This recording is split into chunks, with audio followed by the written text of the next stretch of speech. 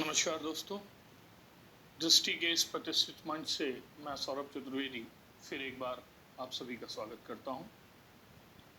आंतरिक कक्षाओं में पिछले सत्र में हमने भारत में सांप्रदायिकता इस विषय पर चर्चा शुरू की थी और हमने ये बताया था कि सांप्रदायिकता का मूल विचार क्या होता है और किस प्रकार सांप्रदायिकता सिर्फ धर्म नहीं, संप्रदायों और नस्लीय पहचानों, जनजातीय पहचानों के नाम पर होने वाली लड़ाई को कहते हैं।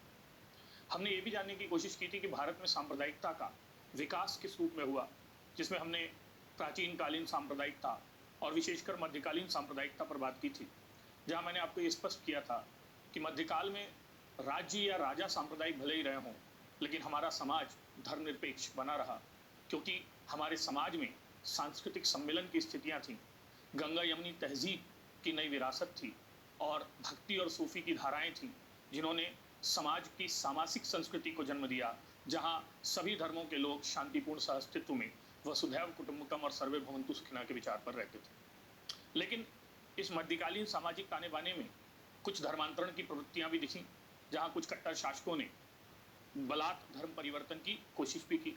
इसी दौर में मुगल राजाओं और सिख धर्म गुरुओं के बीच का संघर्ष भी दिखता है, जिसके कारण इन समुदायों के बीच एक प्रारंभिक कटुता की स्थिति बनती है, जो अंततः विभाजन के समय पंजाब में बहुत गंभीर रूप में दिखाई देती है।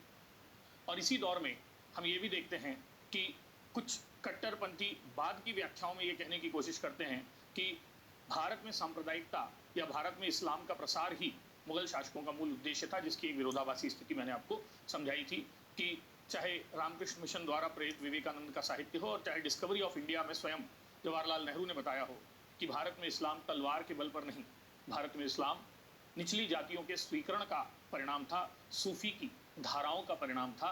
इसे राजाओं के कंट्रीब्यूशन या सांप्रदायिकता से जोड़ना उतना उचित नहीं। लेकिन सबसे जटिल व्याख्या जो थी वो थी कि भारत में यदि सांप्रदायिकता समाज के स्तर पर मिडिवल एरा में भी नहीं आई तो कब आई और क्यों आई। तो हमने बताया कि ये आई ब्रिटिश काल में, और क्योंकि इसके प्रति ब्रिटिश के निहित स्वार्थ थे। और फिर हमने बताया कि ब्रिटिश काल में मुख्यतः मुस्लिम सांप्रदायिकता अलग अलग चरणों में आगे बढ़ती है और उसके प्रतिक्रिया के रूप में हिंदू सांप्रदायिकता भी 1920s के बाद से मुखर रूप में दिखाई देती है। और भारत में ब्रिटिशर्स प्रेरित सांप्रदायिकता का परिणाम ये होता है कि ब्रिटिश काल में राज्य मध्यकाल के विपरीत सेकुलर यानी धर्मनिरपेक्ष होने का दावा करता है, लेकिन समाज को सांप्रदायिक रूप से प्रदूषित करके छोड़ देता है, जिसकी परिणति भारत के विभाजन में दिखती है। मैं फिर से कहूंगा, मध्यकाल में राज्य सांप्रदायिक है, समाज धर्मनिरपेक्ष है, लेकिन ब्रिटिश काल में राज्य धर्मनिरपेक्ष है, लेकिन समाज क्या बन चुका है? सांप्रदायिक बन चुका है, जिस सांप्रदायिकता की एक बड़ी कीमत हमने भारत के दो टुकड़ों के रूप में चुकाई। और वो जो विभाजन की त्रासदी है वो कहीं ना कहीं आज भी भारत में सांप्रदायिकता के बीजों को बोती है। और यहीं से हम सांप्रदायिकता पर अगले हिस्से की बात करेंगे, और वो है स्वतंत्रोत्तर सांप्रदायिकता। और स्वतंत्रोत्तर सांप्रदायिकता का मतलब है कि आज़ादी के बाद क्या भारत में सांप्रदायिकता दिखाई देती है? तो मैं कहूँगा हाँ, ये भी अलग अलग चरणों में दिखाई देती है। इसके भी कुछ सामान्य और विशिष्ट कारण हैं। इसके दुष्प्रभाव हमारे समाज पर व्यापक रूप में दिखते हैं। वर्तमान दौर में इसके गहराने के कई कारण माने जा रहे हैं। कुछ लोग मानते हैं कि रिसेंट टाइम में इंटॉलरेंस थोड़ा बढ़ गया है। सरकार ने बहुत कुछ किया है, लेकिन उसे बहुत कुछ करना बाकी है। So government did something, but they need to do lot more to ensure सबका साथ, सबका विकास, सबका विश्वास। ये जो तीसरा शब्द मोदी जी ने अपने सेकेंड टर्म या टेन्योर के दौरान बोला है और पहली स्पीच में बोला है, ये शब्द को जोड़ना अपने आप में ये दिखाता है कि निश्चित तौर पर पिछले कुछ वर्षों में अविश्वास की एक खाई बढ़ी है। तभी मोदी जी को कहना पड़ा सबका साथ, सबके विकास के साथ इस बार मेरा लक्ष्य होगा सबका विश्वास, यानी भारत के हर समुदाय के दिल को जीतना, उसके भरोसे को जीतना, उसके विश्वास को जीतना। ये कथन कई बार बहुत गहरी बात कहते हैं। तो यदि हम आज़ादी के बाद भारत में सांप्रदायिकता के विकास को देखें तो पहली बात तो यह याद रखिए कि मुस्लिम सांप्रदायिकता अपने चरम पर पहुंच चुकी थी, और मुस्लिम सांप्रदायिकता का चरम हमने भारत के विभाजन के तौर पर देखा। और इसीलिए 1947 के भारत की सांप्रदायिकता अगले 20 सालों के लिए, ठीक है, निष्प्राण नजर आती है। और इसलिए 1947 से 1967 के दौर को, 67 के दौर को मैं कहूँगा सांप्रदायिकता के पतन का दौर, सांप्रदायिक शून्यता का दौर। अब कैसे मैं समझाऊंगा आपको। 1967 से 80 के बीच मैं कहूंगा सांप्रदायिकता की लघु क्षेत्रीय प्रवृत्तियां, माइक्रो रीजनल टेंडेंसीज का उभार, छोटी छोटी प्रवृत्तियां दिखती। 1980 से 1992 का दौर जो कहलाएगा, ये सांप्रदायिकता के पुनरुत्थान का दौर है, रिवाइवल का दौर है। 1992 से 2000, अब आप आज तक ले लीजिए, वैसे इसको मैं लूंगा 2014 तक, ठीक। 1992 से 2014 के बीच सांप्रदायिकता स्थायी किंतु सुप्त अवस्था, यानी सांप्रदायिकता है और परमानेंट है, लेकिन थोड़ी बहुत क्या है, सोई हुई है। और पोस्ट 2014 मैं ये मानूंगा कि हम भारत में सांप्रदायिकता का चरम देख रहे हैं, पीक ऑफ कम्युनलिज्म, चाहे वो हिंदू कम्युनलिज्म हो, चाहे वो मुस्लिम कम्युनलिज्म हो, फिर से सांप्रदायिकता अपने चरम पर दिखाई दे रही है। आप में से कई लोग असहमत भी हो सकते हैं, लेकिन जिस देश में लव भी जिहाद हो गया हो, वहाँ सांप्रदायिकता चरम पर है, ये मानने में आपको कोई शक शुबा या संदेह नहीं होना चाहिए। लव कितना सॉफ्ट शब्द है, और जिहाद संघर्ष, तो जहाँ लव भी जिहाद हो गया हो, वहाँ लोगों के बीच शीशा टूट चुका है, दिल से दिल के संबंध कमजोर हो चुके हैं, और संदेह अविश्वास की खाई इतनी गहरा चुकी है कि जैसा मैंने कहा, दो समुदाय हिंदी की सहिष्णुता को भूलकर अंग्रेजी के टॉलरेंस को जी रहे हैं, और खून के घूंट पी रहे हैं, और मजबूरी में एक दूसरे के साथ जी रहे हैं। ये ज़्यादातर लोगों की कहानी है कि if given the choice they want to be separated, isolated, and they don't want to live up with a particular community, क्योंकि उनके प्रति मन में इतना विद्वेष और संदेह भर चुका है कि सह अस्तित्व की भावना कमजोर होती नजर आ रही। तो हम देखने की कोशिश करें कि कैसे इन अलग अलग चरणों में भारत में सांप्रदायिकता मुखर होती नजर आती है। पहला दौर जो हमने 1947 से 67 का लिया और कहा कि ये सांप्रदायिकता के पतन का दौर है, तो आपको समझना होगा कि इस दौर में पतन के कई कारण हैं। पहली बात तो ये है कि हम 47 में इतनी मारकाट, दंगे या सांप्रदायिकता देख चुके हैं कि हमने पीक देख लिया है। अब जब किसी चीज़ का पीक देख लेते हैं तो पीक के बाद वो कहाँ जाएगा, डिक्लाइन। तो 1947 में भारत में सांप्रदायिकता का चरम था, और इसलिए उसके बाद उसमें उतार नजर आता है, पहली बात।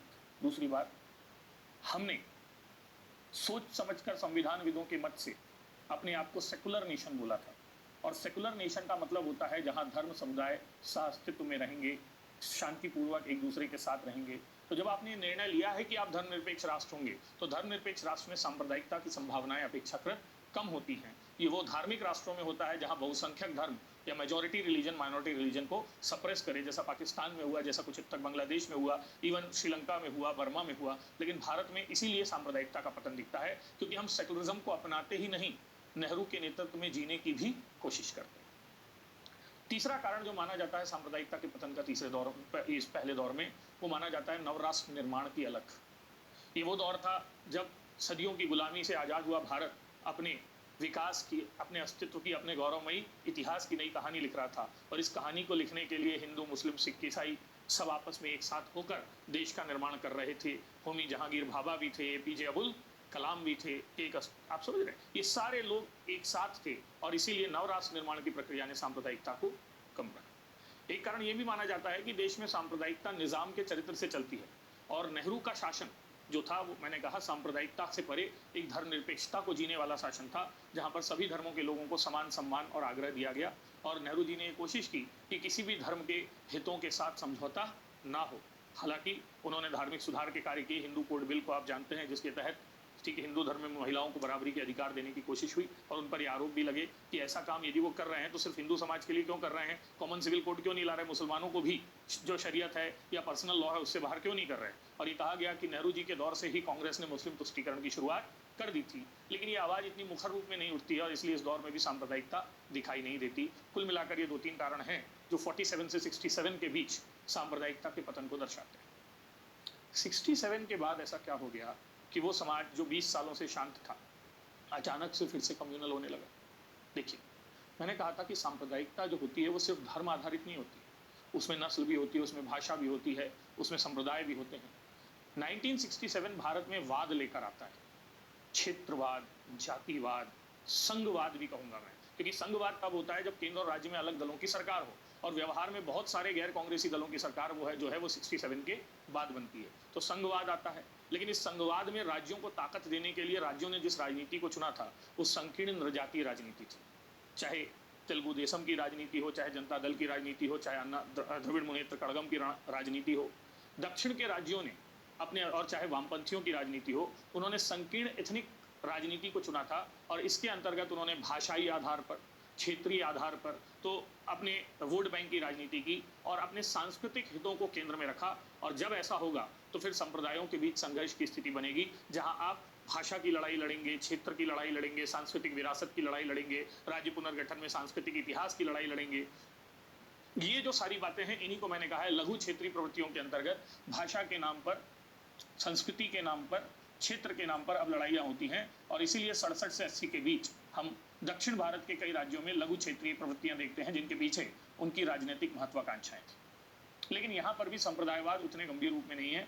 भारत में संप्रदायवाद की मूल कहानी हिंदू बनाम मुसलमान, हिंदू बनाम ईसाई के तौर पर चलती है। और मैं ये कहूँ कि 1980 तक भारत में छुटपुट हिंदू मुस्लिम दंगों, छुटपुट हिंदू मुस्लिम दंगों, जिसमें बिहार के कुछ दंगों का उल्लेख किया जाता है, बिहार और यूपी में, और छुटपुट मिशनरियों पर हमलों, मतलब एक सांप्रदायिकता कहाँ पर दिखती है, ईसाई बनाम हिंदू। इनके अलावा कोई बड़ी सांप्रदायिकता की घटना नहीं दिखती। You may find me wrong if यदि मैं कोई बड़ी घटना छोड़ रहा हूँ, लेकिन मैं एक जनरल पर्सपेक्टिव में ये कह रहा हूँ कि मुझे नहीं लगता कि ऐसी कोई बड़ी घटना हिंदू बनाम मुस्लिम, हिंदू बनाम ईसाई दिखती है। हाँ, मिशनरियों का विरोध स्वाभाविक तौर पर है, और भारत में उन मुस्लिमों का विरोध भी गंभीर तौर पर किया जा रहा है जो प्रो पाकिस्तानी एटीट्यूड रखते हैं, और छुटपुट लेवल पर दंगे भी दिखाई दे रहे हैं। लेकिन 80 का दशक वो दशक है जहां हम वास्तव में सांप्रदायिकता का पुनरुत्थान देखते हैं, और ये पुनरुत्थान दो स्थितियों में दिखता है। एक है सिख सांप्रदायिकता, जो माइनॉरिटी कम्युनलिज्म कहलाएगी, अल्पसंख्यक सांप्रदायिकता कहलाएगी। याद रखिए, सांप्रदायिकता ज्यादातर माइनॉरिटीज में ही होती है, क्योंकि माइनॉरिटीज को ये डर रहता है कि मैं खतरे में हूं।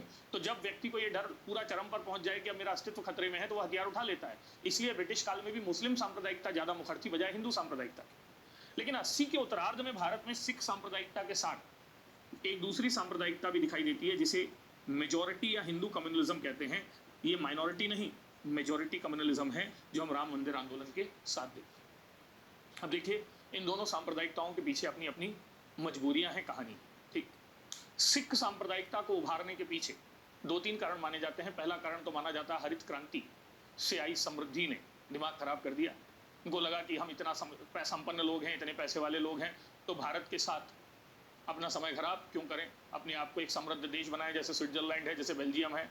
और इसके बाद कनाडा से लगातार संपर्कों के चलते वहाँ रह रहे सिख समुदायों ने, सिख संगठनों ने भी यहाँ प्रेरित किया कि हाँ भाई, आपको अपनी संपन्न स्थिति का लाभ उठाते हुए भारत से अलग एक स्थिति बनानी चाहिए। एक कारण तो यही माना जाता है। दूसरा कारण माना जाता है पाकिस्तान प्रेरण। देखो, एक अंदर से आवाज़ निकल रही थी, एक बाहर से भी आवाज़ निकल रही थी। पाकिस्तान मौके की तलाश में था, क्योंकि हमने पूर्वी पाकिस्तान से अलग करके बांग्लादेश बनाया था, तो उसकी भी ये मानना था कि तुमने हमारा एक हाथ काटा है, एक हाथ हम काटेंगे। और इसी क्रम में पाकिस्तान ISI ने खालिस्तान आंदोलन को बहुत मुखर तौर पर हवा दी और सिख सांप्रदायिकता को उबलने का पूरा मौका दिया। तीसरा कारण जो माना जाता है, वो माना जाता है गवर्नमेंटल फेलियर। और इसमें समझिएगा, इंदिरा गांधी ने शुरुआती दौर में तो जो कट्टर सिख नेता थे, भिंडरावाला या अकाली दल से जुड़े जो नेता थे, उनको वोट बैंक की राजनीति के चलते प्रश्रय दिया। लेकिन जब वो एंटी कांग्रेस हो गए तो इंदिरा गांधी की दृष्टि टेढ़ी हो गई, और उन्होंने चुनाव जीतने के लिए, या ये मान लीजिए उनके खिलाफ कार्यवाही करने का क्या लिया, निर्णय लिया। तो ये वही स्थिति है जैसे अलकायदा तालिबान को पाला पोसा किसने, अमेरिका ने, और बाद में वो अमेरिका ही के खिलाफ हो गए। इसी प्रकार से माना जाता है कि सिख सांप्रदायिक संगठनों को वोट बैंक के चलते चुनाव जीतने के लिए शुरुआती दौर में कांग्रेस गवर्नमेंट्स ने या कांग्रेस द्वारा पोषित किया गया। लेकिन बाद में जब उन्हें लगा कि अलगाववादी हो गए, पहले वो अलगाववादी नहीं थे, पहले वो अपने लिए छोटी मोटी मांगे मांगते थे, तो उनके कट्टरपंथ को स्वीकार किया जाता था।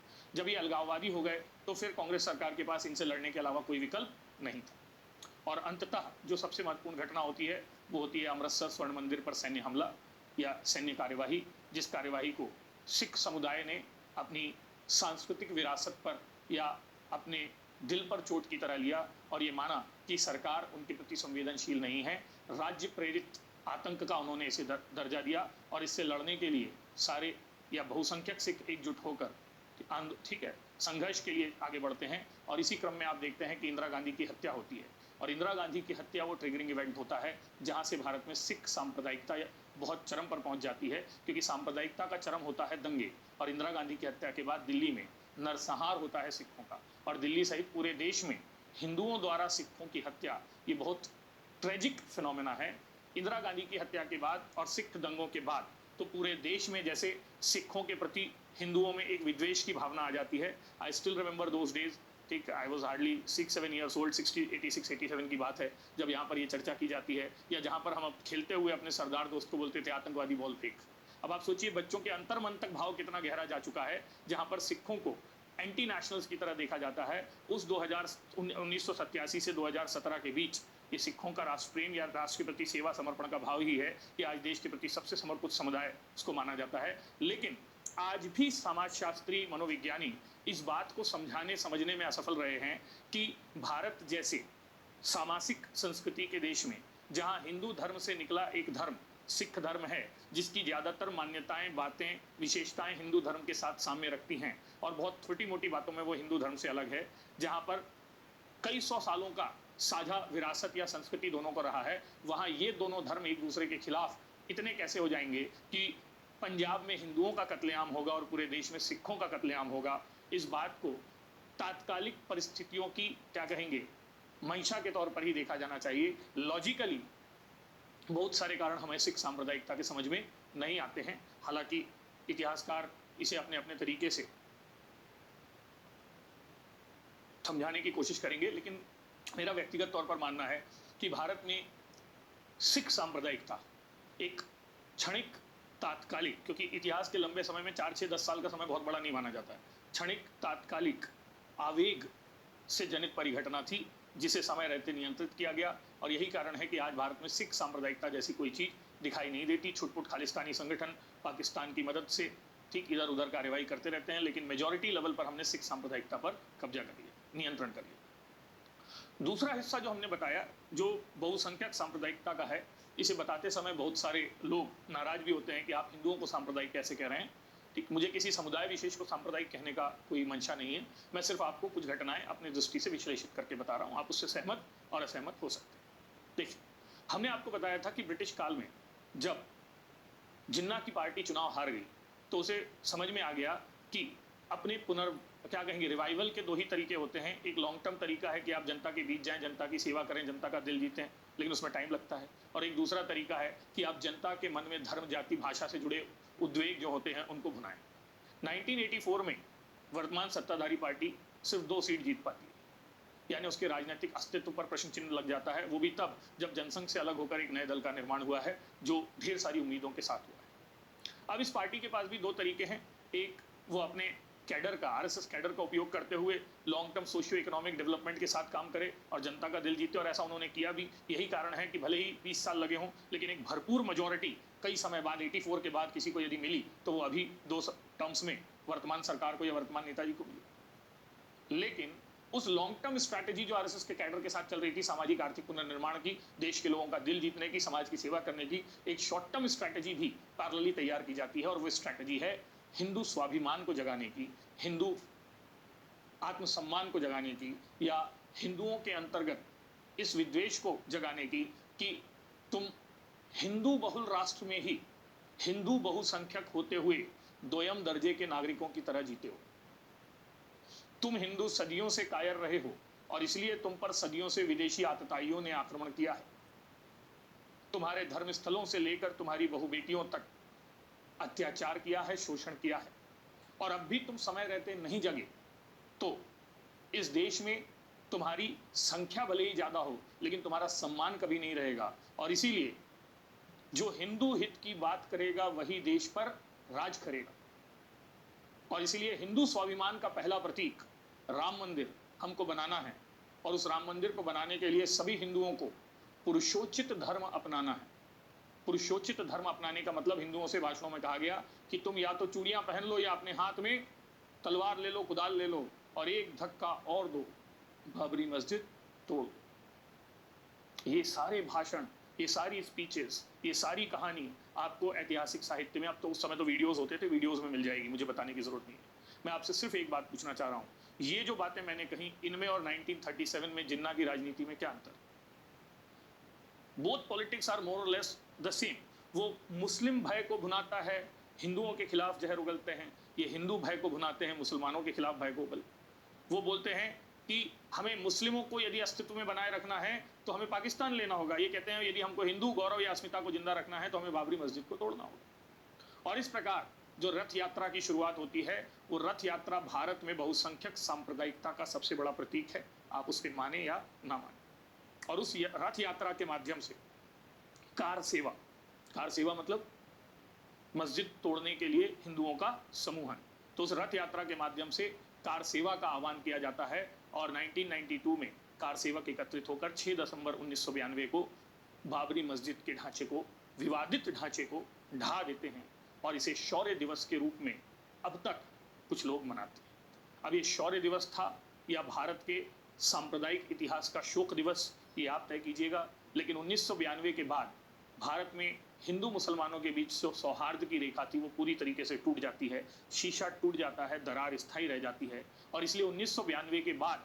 हमारी सांप्रदायिकता एक नए दौर में प्रवेश करती है, जहां सांप्रदायिकता स्थायी है, निरंतर परिघटना के रूप में है, जिसका प्रमाण है कि अब हर 5 या 10 साल में लगातार दंगे होंगे। 1992 के बाद 2002 में होगा, 2002 के बाद 2012 में होगा, 2012 के बाद हम 10 साल का भी टाइम नहीं ले रहे हैं, 2019 में, 20 में, we continuously see the rights.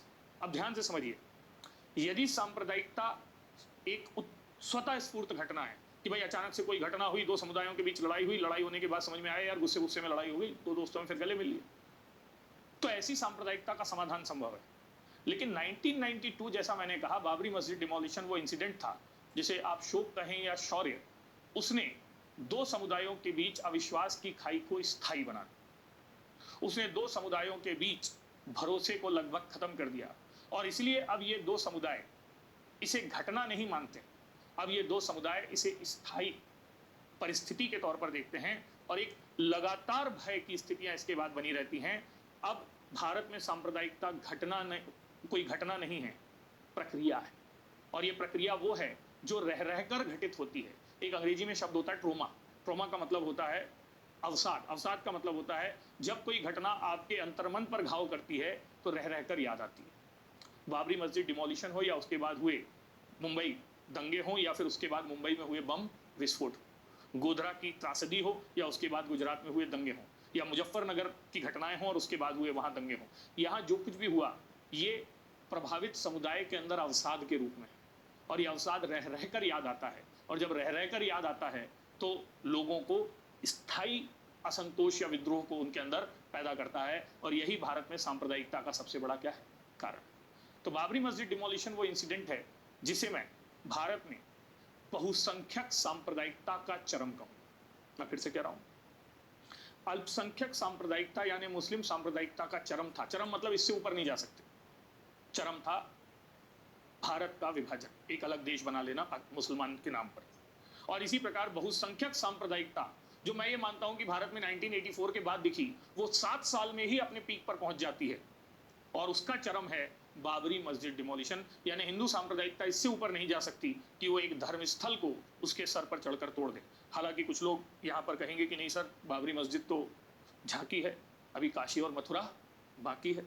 तो बाकी तो बहुत कुछ है, हम कहाँ तक कब तक जाएंगे ये हमको देखना है, और हमारे साथ देश कब तक चलेगा ये भी हमको देखना है। ये हमको बहुत ध्यान रखना होगा कि इस तरीके की प्रवृत्तियां देश को नए गृह युद्ध या नए विभाजन की ओर न ले जाएं, ये भी हमारी ही जिम्मेदारी है। तो मेरे विचार से मुस्लिम हिंदू सांप्रदायिकता का चरम बाबरी मस्जिद डिमोलिशन ही था। और इस डिमोलिशन के बाद हिंदुओं का जो मूल उद्देश्य था वो पूरा हुआ। हालांकि राम मंदिर बनाने का जो सपना था उसके बाद भी लगातार संघर्ष के तौर पर बना रहा, और पिछले वर्ष जाकर ये स्थितियां बनी, ठीक है, कि हम राम मंदिर बनाने की स्थिति में अब पूरे तौर पर आए हैं लगातार। तो ये 20 साल तक राम मंदिर यानी बाबरी मस्जिद डिमोलिशन वो घटना थी, लेकिन उसके बाद राम मंदिर निर्माण का आंदोलन लगातार भारत में सांप्रदायिकता की परिस्थितियों को लगातार बनाए रखता है मोर और लेस। अब कुछ लोग कहते हैं ये राजनीति के लिए राम मंदिर को जिंदा रखा गया, या कुछ लोग कहते हैं कि नहीं, ये हिंदू अस्मिता का, संस्कृति का सवाल है। तो आप जिस विचारधारा के साथ हैं उसके अनुरूप आप इसका इंटरप्रिटेशन कर सकते हैं। पर सच यही है कि 1992 के बाद भारत में सांप्रदायिकता कोई घटना नहीं, एक स्थायी प्रक्रिया है, एक निरंतर प्रक्रिया के तौर पर है, एक अवसाद रूपी प्रक्रिया के तौर पर है, जहां पर समुदायों के बीच अविश्वास की खाई सबसे गहरी है, और जहां समुदाय शांतिपूर्ण सा अस्तित्व को भूलकर मजबूरी में एक दूसरे के साथ रहते प्रतीत होते हैं। इसका प्रमाण 1992 के बाद भारत में हो रहे लगातार दंगे हैं, लगातार ऐसी घटनाएं हैं जिनके माध्यम से हम सांप्रदायिकता को उभरते दिखते हैं। 1992 से 2012-14 को मैंने लिया, तो इसमें कई लोगों को आपत्ति हो सकती है दैट मैं वर्तमान सरकार को सांप्रदायिकता के पीक के लिए बोल रहा हूं, या मैं भी उस विचारधारा का हूं जो कहता हूं 14 के बाद असहिष्णुता बढ़ी है। नहीं, 92 से 14 के बीच में 2002 को भी एक ब्रेकिंग पॉइंट मानता हूं। और 2002 ब्रेकिंग पॉइंट इसलिए है क्योंकि भारत के इतिहास में, ठीक है, मुंबई दंगे एक बड़ी घटना थी, लेकिन उसके बाद पहली बार, ठीक, राज्य प्रेरित आतंकवाद दिल्ली के बाद दिखता है। सिख दंगे, ऐसा कहा जाता है उस समय की जो सरकार थी, उस सरकार ने दंगों को क्या किया, प्रेरित किया, या प्रेरित नहीं किया तो कम से कम नियंत्रित करने की कोशिश नहीं की। यही बात 2002 के दंगों के संदर्भ में भी कही जाती है, हालांकि अलग अलग रिपोर्ट्स में अलग अलग दावे किए गए हैं। यहाँ 2002 के गुजरात दंगों की कहानी गोधरा घटना से जुड़ती है। गोधरा घटना के अंतर्गत ये कहा जाता है कि साबरमती एक्सप्रेस के एक डब्बे में, ठीक है, कार सेवक जो अयोध्या से लौट रहे थे, उनके बोगी पर आग लगा दी गई। हालांकि बनर्जी कमीशन जो जांच के लिए बना है, उसने ये कहा है कि नहीं, आग अपने आप लग गई, लेकिन जो प्रत्यक्षदर्शी हैं, जो मीडिया रिपोर्ट्स हैं, और जो दूसरे संगठन हैं, वो इस बात का पूरी तरीके से पुष्टि करते हैं कि एक सोची समझी रणनीति के तहत मुस्लिम, क्या कहेंगे, हिंसक लोगों की भीड़ ने उस बोगी को बाकायदा प्लान्ड तरीके से आग लगाई थी, जिसमें कई कार सेवकों की निर्मम हत्या की गई थी, कई कार सेवकों को मौत के घाट उतारा गया था। अब इस घटना के होने के बाद गुजरात में गुजरात दंगों की स्थिति बनती है, और इस दंगों की व्याख्या के अलग अलग वो सामने आते हैं। ठीक, एक वो पक्ष है जो कहता है कि तात्कालिक सरकार ने, तात्कालिक मोदी गवर्नमेंट ने दंगाइयों का साथ दिया, उन्हें प्रोत्साहित किया और उन्हें फ्री हैंड दिया। इस विचारधारा को देने वाले लोगों में या प्रस्तुत करने वाले लोगों में जो प्रमुख हैं, उनमें एक आईपीएस थे संजीव भट्ट, जिन्होंने मोदी जी के नेतृत्व में हुई एक बैठक का जिक्र किया था और कहा था कि इस बैठक में ये कहा गया कि अब हिंदुओं की जो प्रतिक्रिया होगी उसको रोकने की कोशिश ना की जाए। स्वयं मोदी जी के कथन का उल्लेख किया जाता है कि हर क्रिया के विपरीत प्रतिक्रिया होती है। जैसे राजीव गांधी का कथन अभी तक कोट किया जाता है कि जब कोई बड़ा पेड़ गिरता है तो आवाज होती है।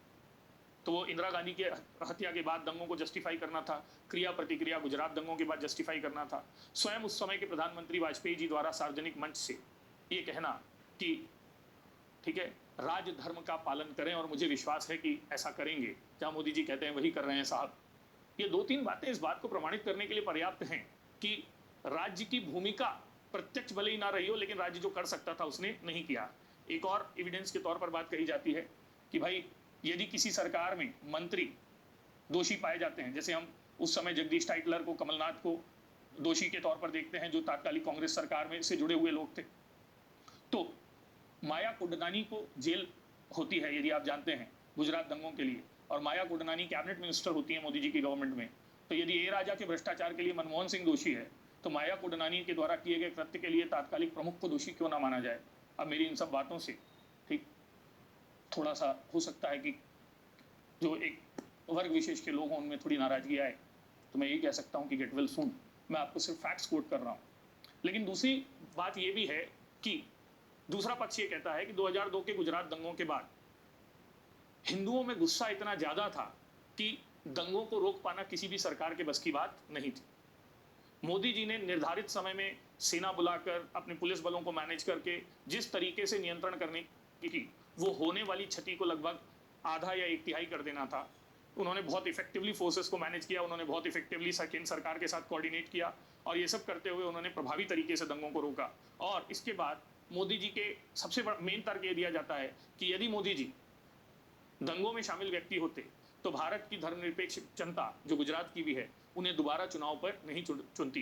2002 के बाद हुए चुनावों में लगातार मोदी जी का जीतना इससे बड़ी क्लीन चिट उनके लिए नहीं हो सकती कि जनता ने उन्हें गुजरात दंगों का दोषी नहीं माना। और फिर भारत का प्रधानमंत्री बनाकर तो जनता ने साबित कर ही दिया कि वो मोदी जी को किसी भी तौर पर गुजरात दंगों के एकमात्र दोषी के तौर पर नहीं देखते हैं। तो दोषी मानने वाले नहीं मानने वालों के अपने अपने तर्क हो सकते हैं, लेकिन जिसे जनता की अदालत ने बरी कर दिया हो तो उससे बड़ी अदालत तो कोई होती नहीं है। ये तर्क मोदी जी की पार्टी बार बार प्रस्तुत करती है कि इसके बाद फिर मोदी जी पर आरोप लगाना किसी भी तरीके से उचित नहीं है। ठीक, अब तो माया गुडनानी जी को भी बेल हो गई और संदीप भट्ट जो है वो जेल में है, वो आप जानते होंगे। तो ये शायद सही वर्तमान समय में नए फैक्ट सामने आए होंगे जिसके आधार पर ऐसा हुआ है। मैं सटायर में नहीं कह रहा हूँ, मैं इन जनरल ही बात कर रहा हूँ, आप उस ढंग से मत लीजिए, ठीक है। और मैं ये भी बताना चाहूँगा कि ये भी तर्क दिया जाता है कि 2002 के गुजरात दंगों के बाद गुजरात में कोई बड़ा दंगा नहीं हुआ।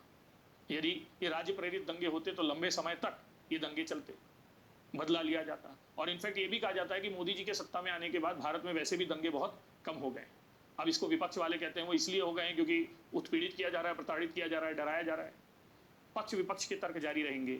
मैं सिर्फ इतना कहना चाह रहा हूं कि 2002 के गुजरात दंगे फिर से एक ब्रेकिंग पॉइंट था, क्योंकि वो सांप्रदायिकता जो भारत में अवसाद बन चुकी थी, अब वो सांप्रदायिकता कुछ नए चेहरों के साथ सामने आती है। और एक प्रश्न भी बनना चाहिए कि गुजरात दंगे भारत की सांप्रदायिकता को कुछ नए चेहरे देता है, कुछ नई बातों से जोड़ता है, और वो नई बातें इतनी महत्वपूर्ण हैं कि वो पहले दिखाई नहीं दी थी। जैसे 2002 के गुजरात दंगों में देखा जाता है कि सांप्रदायिकता अब शहरों से गांवों तक चली गई, और ये इसके बाद एक लगातार परिघटना है। 2002 के पहले गांव में सांप्रदायिकता दिखती नहीं है, महानगरीय या नगरीय परिघटना मानी जाती थी। वो गांव जहां रोटी बेटी का संबंध है, वो गांव जहां सारे धर्म के लोग साथ में रहते हैं, यदि गांव में दंगे होने लगे मतलब सह अस्तित्व की भावना लगभग खत्म हो चुकी। 2002 के दंगों में देखा गया कि सांप्रदायिकता जो है वो ट्राइबल कम्युनिटी तक जा चुकी है। गुजरात के कुछ जनजातीय हिस्सों में भी दंगे होते हैं। अब वो ट्राइबल जो अपने आप को आइसोलेटेड लाइफस्टाइल से जोड़ता है, वो ट्राइबल जो वैसे भी मुख्य धारा की राजनीति या जीवन से कोई संबंध नहीं रखता है, यदि वो ट्राइबल भी सांप्रदायिकता से जुड़ने लगे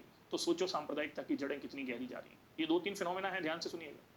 तीसरी बात ये कही जाती है कि गुजरात दंगों में मिडिल क्लास कम्युनलिज्म दिखता है। मिडिल क्लास कम्युनलिज्म का मतलब है मध्यवर्गीय सांप्रदायिकता का मतलब है, ये कहा जाता है दंगे बड़े लोग करवाते हैं और जो नीचे के लोग हैं वो करते हैं। ठीक, अभी एक बड़ी मजेदार वेब सीरीज आ रही है पाताल लोक। पाताल लोक में ट्रेलर यदि आपने देखा होगा, आजकल अब खाली समय है तो आप हम सब थोड़ा बहुत तो इधर उधर देख ही लेते हैं। तो उसमें कहा गया है कि ये दुनिया 3 हिस्सों में बटी हुई है। अब जो ठीक है, इस दुनिया पाताल लोक में कहा गया है कि इस दुनिया के कितने हैं, 3 हिस्से हैं। एक है स्वर्ग लोक, जहां पर इस दुनिया के इलाइट क्लास रहते हैं, विजय माल्या, अडानी, अंबानी, नेता, ब्यूरोक्रेट्स। एक है धरती लोक, जहां पर आप हम मिडिल क्लास लोग रहते हैं। और एक है पाताल लोक, जहां कीड़े मकोड़ों की तरह शोषित समाज रहता है। ऐसे उन्होंने बात की। अब मैं जो कह रहा हूं समझिएगा।